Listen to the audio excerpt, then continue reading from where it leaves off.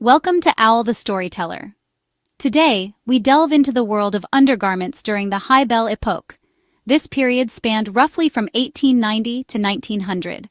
What people wore beneath their magnificent outer clothes was just as important. These hidden garments shaped the body and dictated posture and movement. They were the unseen scaffolding upon which fashionable silhouettes were built. Undergarments in the late 19th century were far more than simple functional items. They were a statement of status, propriety, and even morality. For women, the layers were numerous and complex, each piece playing a specific role in achieving the desired S-bend figure. For men, undergarments provided comfort and hygiene, contributing to the neat, tailored appearance expected of a gentleman. Understanding these items offers a fascinating glimpse into daily life and societal expectations of the time. The materials used were often natural fibers like linen, cotton, and sometimes silk. Decoration was prevalent, especially on women's underpinnings, with lace, ribbons, and embroidery adding a touch of luxury.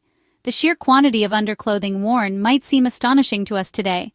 These layers protected expensive outer clothing from body oils and perspiration, provided warmth, and sculpted the body into the fashionable ideal. These garments were the unsung heroes of the fashion world, working tirelessly beneath the surface. The first layer for a woman was typically the chemise, a simple, loose-fitting garment made of linen or cotton. Its primary purpose was hygiene, absorbing perspiration and oils from the body. The chemise also provided a soft barrier between the skin and the rigid corset. Next came the drawers, bifurcated garments split into two legs, often open-crotched for practicality. Drawers were usually made of cotton or linen and could be quite voluminous.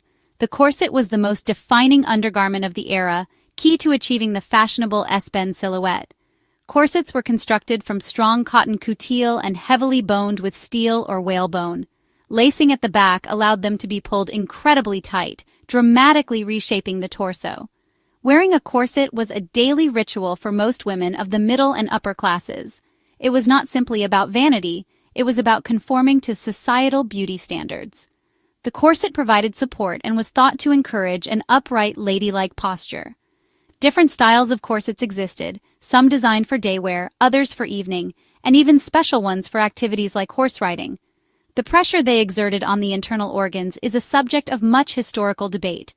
However, their importance in creating the period's distinctive look is undeniable. They were the architectural foundation of feminine attire. Without the correct corsetry and padding, the elaborate gowns and tailored suits of the Belle Époque simply would not have looked right.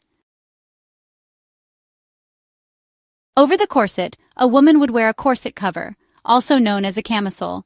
Its main function was to conceal the lines of the corset and prevent the boning and lacing from showing through the outer dress. Petticoats were essential for achieving the desired skirt shape, often worn in multiple layers. They added volume and support to the heavy skirts of the era. To further enhance the fashionable S-bend figure, bust improvers and hip pads were commonly used. Bust improvers were padded inserts designed to create a fuller, more prominent bust line. Similarly, hip pads or bustles were used to accentuate the hips and posterior. Finally, stockings and garters completed the ensemble. For men in the High Belle Époque, undergarments were primarily about hygiene, comfort, and maintaining a smooth line under their tailored suits. The undershirt or vest was the first layer, typically made of linen, cotton, or wool for colder weather. It absorbed perspiration, protecting the more expensive outer shirt and suit from body oils. Beneath their trousers, men wore drawers, providing an extra layer of warmth and hygiene. Men's drawers were usually made from cotton, linen, or flannel for winter. They could be ankle length or shorter, finishing at the calf.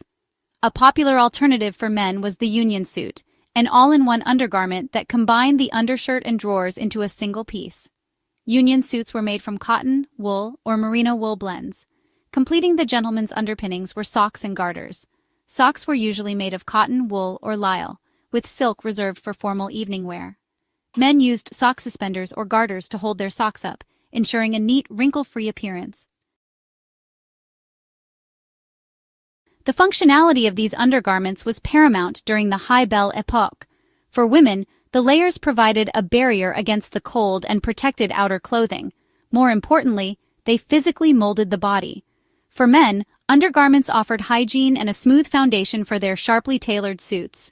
Culturally, undergarments spoke volumes about societal norms and expectations. The elaborate and restrictive nature of women's underpinnings reflected the constrained roles often assigned to them. The impact these undergarments had on fashion history is undeniable. The silhouettes they created are iconic representations of the Belle Époque. Like and subscribe for supporting us.